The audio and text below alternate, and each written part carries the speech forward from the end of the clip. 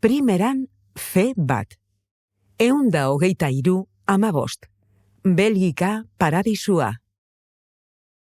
Bizitza gaur geldiarazteko modurik gabe eta Ai, asteleena porru eginda nago, ze motza den asteburua. Bai, motza. Ai, batez ere orain, ustezko normaltasunera itzuli eta gero. Belgikarrek oso ondo egiten dute hori. Haiek bai jakin lan erreforma nola egiten den. 4 egun lan eta 3. Jai! Horrela nahikoa denbora izango dugu krispeta betekada egiteko. Txotx berria dastatzera joateko. Larun bat gaueko sukarraren biktima izateko. Ez omikronena. Gimnasio barruan nolako sendo usaina dagoen konturatzeko. Erosketak patxadaze egiteko erlojuz kontrako jikana batean bageunde bezala ibili gabe. Umeekin jolasteko. Familia bilerak egiteko. Kuadrillarekin poteatzeko.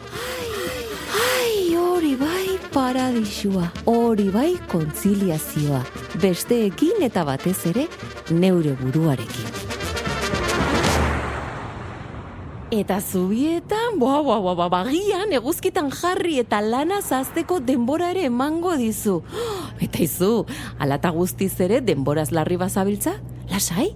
Bai, lasai, Belgikarrek horretaz ere pentsatu dute eta...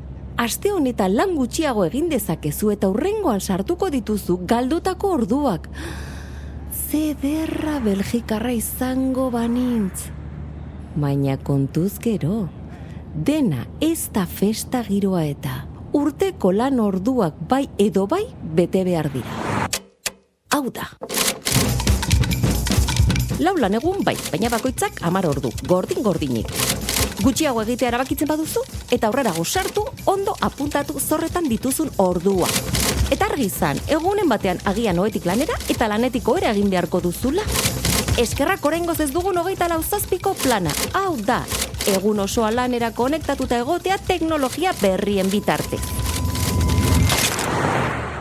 Espero dezagun Belgikan, ez egotea boladan hemengo batzuen sistema. Zertarako egin gaur, bihar egin badezaket.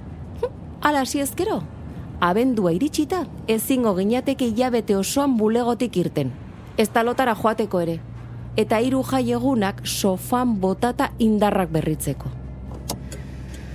Ai, egia esan, Belgikako zerbeza on batekin eta bonboi batzuekin, agian ez da hain plan txarra izango.